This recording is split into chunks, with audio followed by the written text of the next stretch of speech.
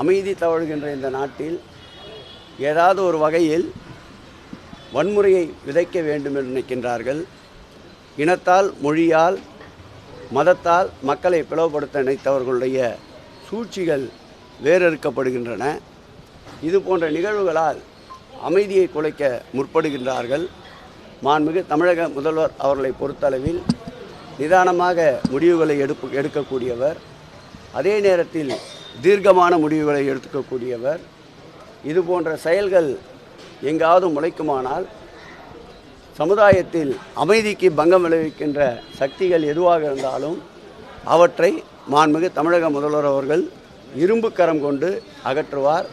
தமிழகம் அமைதி நிலவுகின்ற பூமியாக மாற்றுவதற்கு, தமிழகம் பொருளாதாரத்திலே ஏற்றம் பெறுவதற்கு, தமிழகம் கல்லாமை என்பது எங்குமே இல்லாமை என்று செய்வதற்காகவும் அணு நேரமும் பாடுபட்டு கொண்டிருக்கின்ற மாண்புமிகு தமிழக முதல்வர் தமிழகத்தின் சட்டம் ஒழுங்கை காப்பாற்ற, அமைதியை நிலைநாட்ட எந்த விதமான முயற்சிக்கும் எந்த விதமான சூழலுக்கும் அவர் தன்னை ஆட்படுத்திக் கொள்வார் என்பதை தெளிவாக கூறிக்கொள்ள விரும்புகிறேன். மிக முக்கியமாக உங்களுடன் ஸ்டாடி திட்டம் இன்னைக்கு தொடங்கி வைக்கப்படுது. மிக முக்கியமான உங்களுடன் ஸ்டாடி திட்டம் இன்னைக்கு தொடங்கி வைக்கப்படுது.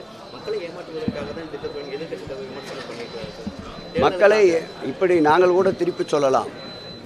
இவ்வளவு நாள் அமைதியாக இருந்துவிட்டு இப்பொழுதே மக்கள் பிரச்சாரத்தை அவர் தொடங்கி இருக்கின்றார்.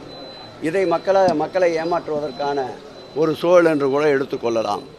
ஆட்சியிலே இருக்கின்ற முதலமைச்சர் அவர்கள் ஆட்சி பொறுப்பை ஏற்ற நாளிலிருந்து பல்வேறு புதிய திட்டங்களை கொண்டு வந்து கொண்டிருக்கின்றார்.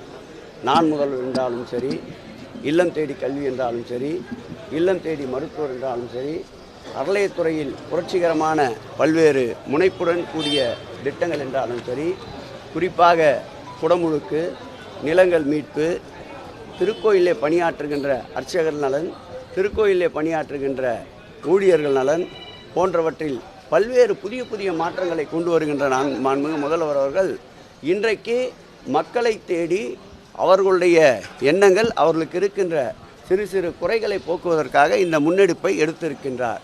ஆகவே ஆட்சி பொறுப்பேற்ற நாளிலிருந்து மாதந்தோறும் புது திட்டங்களை கொண்டு வந்து மக்களுடைய முழு நம்பிக்கையை பெறுகின்ற முதல்வர். அந்த வகையிலே இந்த திட்டமும் ஒரு புதிய திட்டமாகத்தான் மக்கள் கருதுகிறார்கள். ஏமாற்றுபவர்கள் தான் ஏமாற்றத்தை பற்றி பேசி கொண்டிருக்கின்றார்கள். 2022ஆம் ஆண்டு நிச்சயம் மக்கள் பேசிக்கொண்டிருக்கின்ற எதிர்க்கட்சி தலைவர் எடப்பாடி பழனிசாமியை வாக்கு வங்கிகளால் ஏமாற்ற காத்து கொண்டிருக்கின்றார்கள். பிளே ஸ்டோர் மற்றும் ஆப் ஸ்டோரில் இருந்து பாலிமர் செயலியை QR கோடு மூலம் பதிவிறக்கம் செய்யுங்கள். செய்திகளை உடனுக்குடன் பெறுங்கள்.